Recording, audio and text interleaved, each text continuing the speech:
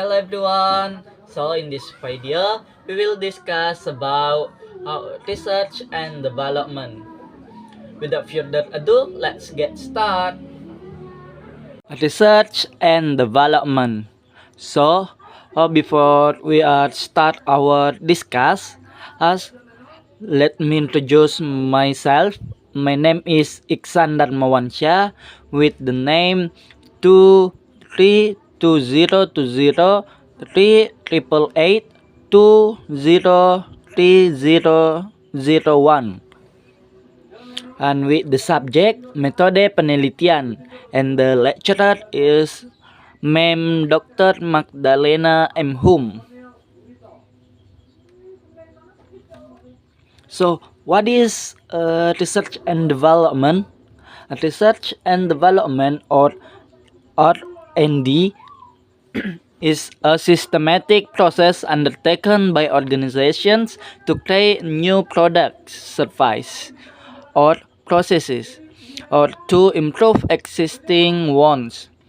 R&D includes two main types of research: basic research and applied research.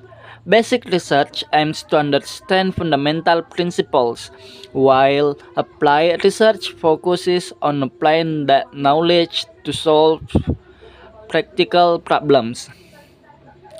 Next is types of research. The first type is basic research. Basic research focuses on exploring and developing fundamental knowledge that is not immediately directed toward practical applications. The primary goal of this type of research is to understand scientific principles and specific phenomena without considering direct benefits. For instance, studies that examine the physical properties of certain materials aim to enrich knowledge, even though their application may only emerge in the future. So the second type is applied research. Applied research uses the knowledge obtained from basic research to address specific practical problems. This type of research has a more direct goal and is usually linked to innovations that have the potential to be commercialized. A clear example of applied research is the development of new drugs that originate from basic research on the biological properties of a chemical compound. In this way, applied research bridges the gap between theory and practice. So, next is sampling technique. Sampling technique, there are two. The word is probability sampling. Probability sampling is a method where every member of the population has an equal chance of being selected. One form of this technique is simple random sampling, where participants are chosen randomly, such as through a lottery system. This method is known for minimizing bias and producing representative data.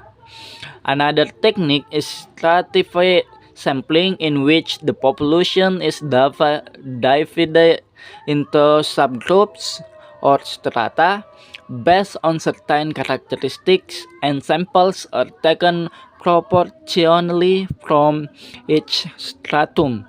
For example, if a company wants to understand customer satisfaction across different age groups, samples are taken each age range to ensure results reflect the entire population. There is also clustered sampling, where the population is divided into several groups or clusters, and a number of clusters are randomly selected for analysis. This technique is often used in large-scale studies such as educational surveys that randomly select several schools to represent an entire city. And the second is non-probability sampling. Non-probability sampling does not provide every member of the population with an equal chance of being selected. One commonly used technique is convenience sampling, where samples are taken from individuals who are easily accessible, such as students on a university campus. This method is practical but prone to bias. Another technique is judgmental sampling, where researchers select participants based on their own assessment, such as choosing experts in particular field to provide relevant insight. Another technique is novel sampling, where initial respondents recommend new respondents, allowing the sample to continue growing like a snowball. This method is particularly effective in studies involving specific communities.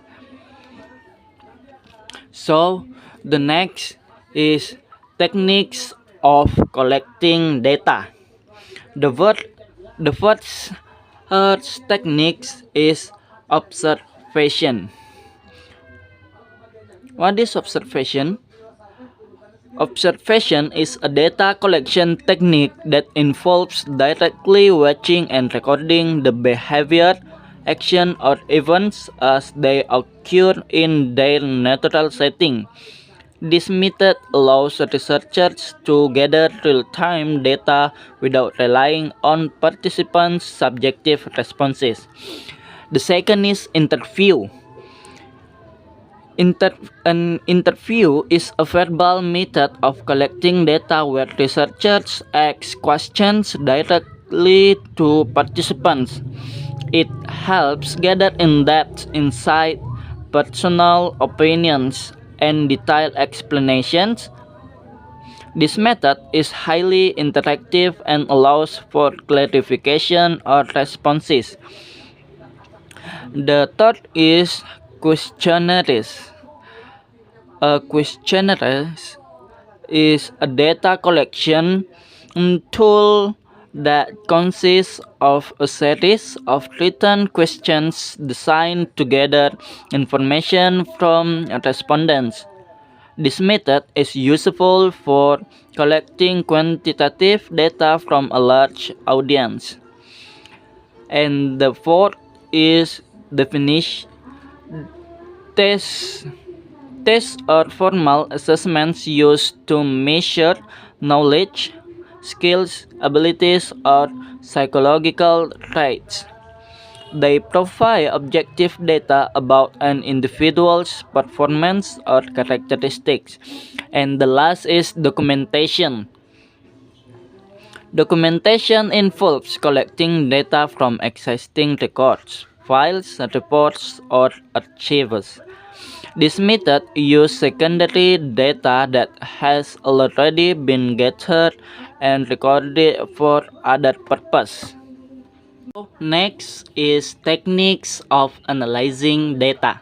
The first is document analysis technique or literature study. This technique involves collecting and analyzing data from various documents, reports, journals, books, or other written sources. It is commonly used in qualitative research and theoretical exploration. And the second is interview data analysis technique. This technique involves analyzing data obtained through interviews with respondents. It focuses on exploring opinions, experience, and perceptions of research subjects. And the third is feasibility test data analysis technique or experts and practitioners. This method involves assessing the feasibility or validity of collected data by involving experts or practitioners in a specific field. This technique ensures that the data meets standards and is relevant to the research objectives. And the last is limited field test data analysis techniques. This technique involves testing data on a small scale in the field before full implementation. The goal is to identify potential issues and evaluate the effectiveness of methods or products in real conditions. So, uh, that's our discuss today. Thank you very much for your nice attention and thank you very much for watching. See you next video.